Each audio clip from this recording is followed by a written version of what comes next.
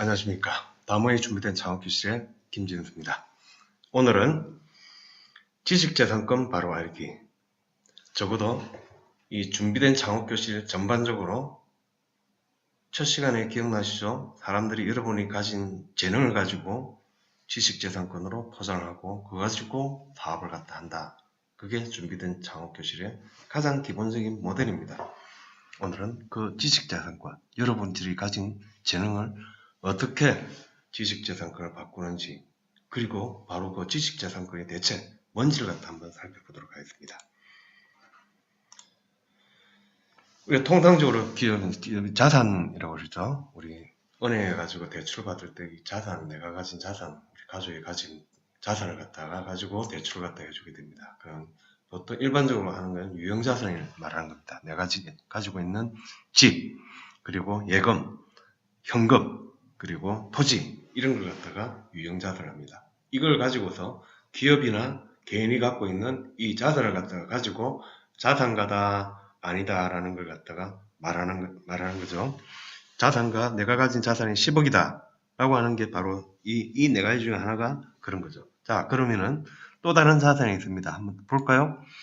무형자산이 있습니다. 지식재산권, 특허, 저작권, 베토벤의 운명, 음악가, 미술가, 이런 분들은 내 미술 몇 점 갖고 있다. 미술 몇 점 갖고 있는 그거는 유형자산이죠. 내가 가지고 있는, 내가 돈 주고 샀습니다. 경매를 통해가지고. 그러면 그거는 유형자산이죠. 하지만은 나는 그림이 그리는 재주가 있다.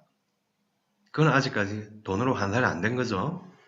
특허를 갖고 있는데 그 특허가 얼마인지 팔려야 특허가 가치가 있는 거죠. 저작권, 내 작가다. 내 책을 여러 개 썼다. 팔려야 그 책이 팔리는 거죠. 아니면은 재고만 쌓이게 되죠. 재고가 쌓이는 책은 그건 아니죠. 무형자산은 얼마든지 유형자산으로 바꿀 수 있는 가능성을 갖추고 있는 것들입니다.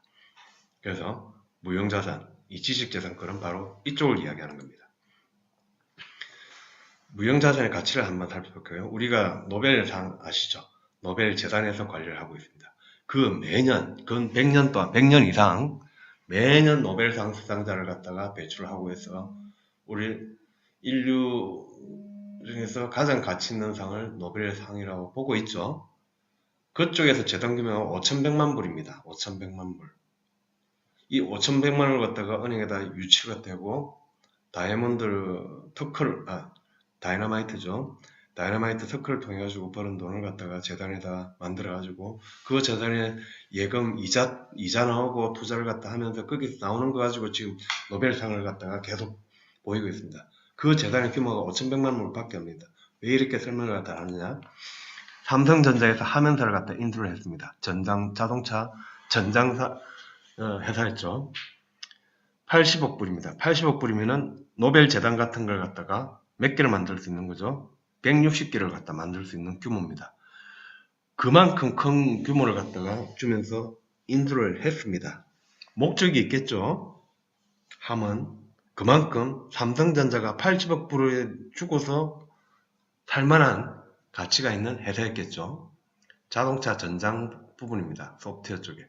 자동차의 컨트롤 패널이라든지 거기에 들어간 무수한 소프트웨어라든지 컨트롤러라든지 자동차 요즘 그걸 위해서 그 부분을 전장이라고 그러는데 하먼사는 그쪽에 기술력을 갖고 있는 회사였습니다. 80억 불을 들여서 인수를 했습니다. 하먼사에서 삼성전자에서 받은 80억 불 이걸 갚아줘야 될까요? 한 푼도 갚아줄 필요가 없는 거죠. 멋지지 않습니까? 멋지지 않습니까? 해리포터를 보겠습니다. 조앤 롤링, 한 해에 벌어들인 수입이 3억 불입니다. 특허는 수명주기가 20년입니다. 20년. 실용시간은 15년. 저작권은 사후 70년입니다. 사후 70년. 사후 70년. 해리포터 시리즈는 조앤 롤링 작가님이 돌아가시고 난 이후에 70년 동안 손주까지도 그 영향을 갖다가 먹여 살릴 수 있는 인쇄를 갖다가 받아들일 수 있습니다. 우리가 부모님이 자라는 자식들한테 물려줄 수 있는 유산들. 내가 땅을 갖다가 이순신 충무공 충렬사 그걸 갖다 땅을 물려주놨더니 그 종송가에서 저당 잡혀가지고 날아가게 생겼죠. 유형자산은 그건 언제든지 그 가치를 갖다 처분을 해가지고 받을 수 있는 겁니다. 내가 물려줄 유형자산이 예금도 없고 아무것도 없다. 물려줄 게 과연 없을까요?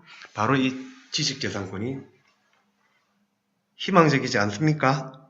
지금 그림 그리고 예술가들 음악 하시고 그런 분들 많으시죠? 그분들도 지금 돈 못 벌고 있다고 주춤거리실 필요 없습니다. 언제든지 여러분들이 가진 재능을 갖다가 지식재산권으로 활용을 해놓는 순간 그게 사업화로 그리고 저작권으로 내 유산으로도 물려줄 수가 있는 거죠. 아시는 분과 모르시는 분의 차이가 여기서 나올 수 있겠죠? 지식재산권은 인공지능이 쓰는 거 아닙니다. 사람만이 할 수 있습니다. 사람은 엄청 많은 재능을 갖추고 있습니다. 제가 왜 준비된 창업을 강조하는지 여기에 답이 있는 겁니다. 지식재산권 종류를 갖다 보겠습니다. 먼저 저작권. 자, 글 쓰는 재주가 있다 그러면 저작권이 있겠죠. 음악하는 사람들은 음원도 저작권입니다. 드라마, 영화, 작가들, 감독님들 전부 다 그런 쪽에 저작권을 특허, 실용신안, 디자인, 상표, 프로그램들, 개발자들 자기가 개발하고 있는 걸 프로그램 등록하는데 비용이 5만원 채 안 들어갑니다. 저작권도 마찬가지고 특허나 등록 이거 다 본인이 직접 등록하면은 다 10만원 이내에 해결 가능합니다. 하나당. 상표권이 조금 비싸긴 비싸던데 그래도 나머지 것들은 내가 짠 프로그램을 갖다 더더욱 디자인을 등록한다. 의류 회사에서 새로운 신상품을 갖다가 10개를 갖다가 개발을 했습니다. 디자인 등록하는데 5만원씩 든다고 치면 50만원입니다.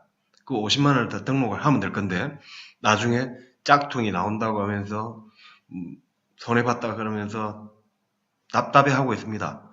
이거는 등록을 해놓고 그쪽 회사를 갖다가 그냥 내용 증명 보내면서 고소를 갖다 하면은 끝낼 수 있는 겁니다.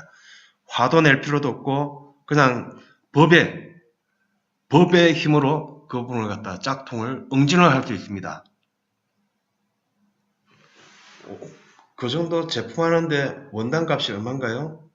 10개의 신상품을 갖다 등록을 했다 그러면 그런 자재값하고 그 정도 홈페이지 뭐 그 신문 광고하는데도 몇백만 원 안 드립니까? 그런데 50만원 디자인 등록하는데 5만원을 갖다 아낀다고요? 돈을 제대로 써야 되는 겁니다. 준비된 상황을 기술력으로 내 재능으로 사업을 하고 있다 그러면 돈을 제대로 써야 되는 겁니다. 이렇게 내가 가진 권리를 갖다가 10만원 이내 돈으로 충분하게 지식재산권 확보를 갖다 할 수 있는 건데 그걸 안 하고서 소주값도 안 되죠. 소주값 4명이 소주를 먹으면 5만원 이상 나오죠. 기본적으로. 지식재산권 어려운 건 아닙니다. 영업비밀, 출판권, 2차 저작권 다 이런 부분을 갖다 다 할 수 있습니다. 지식재산권 종류가 이만큼 많습니다. 자, 투자 성공의 열쇠. 투자 유치 성공의 열쇠죠. 투자 유치의 성공의 열쇠이기도 하지만은 이런 예비 창업가들이 하는 거. 제일 처음에 내가 가진 재능에서 출발하는 겁니다. 주방장님들, 소방관들, 우리나라 국민들은 국민 1인 1 지식재산권을 가지고 누구든지 뭔가 내 가진 재능이, 아까 재능을 어떻게 구분한다고 그랬죠?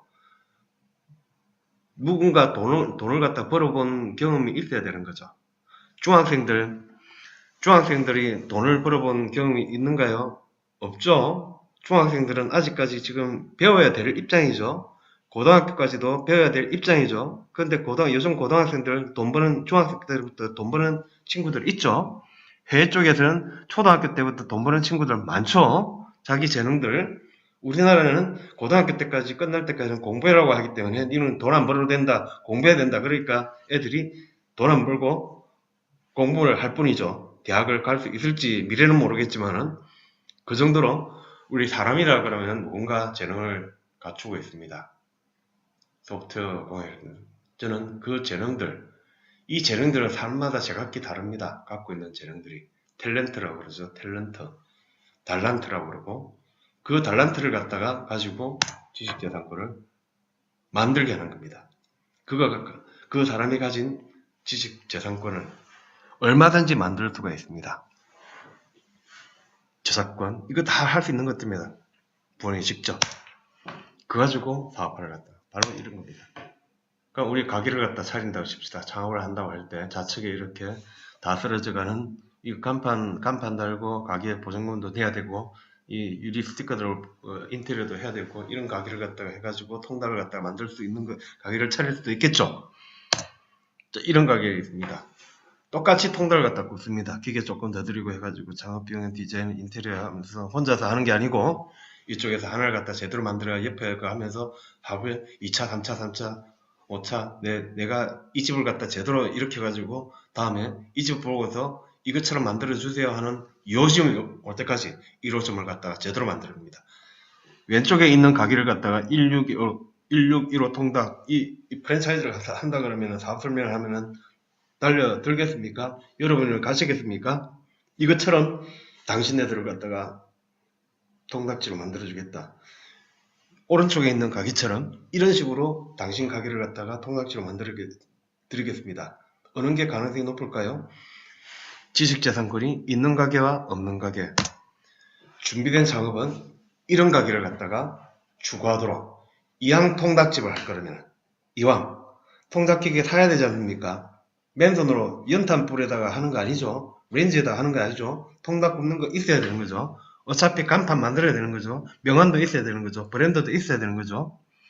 오른쪽과 왼쪽은 큰 차이가 없습니다. 실질적으로 창업을 하는데 큰 차이가 없음에도 불구하고 사람들은 꿈을 왼쪽처럼 이렇게 가져가는 겁니다. 제가 볼 때는 답답할 수밖에 없는 노릇이죠. 충분히 이왕이면 통닭집을 갖다 하겠다.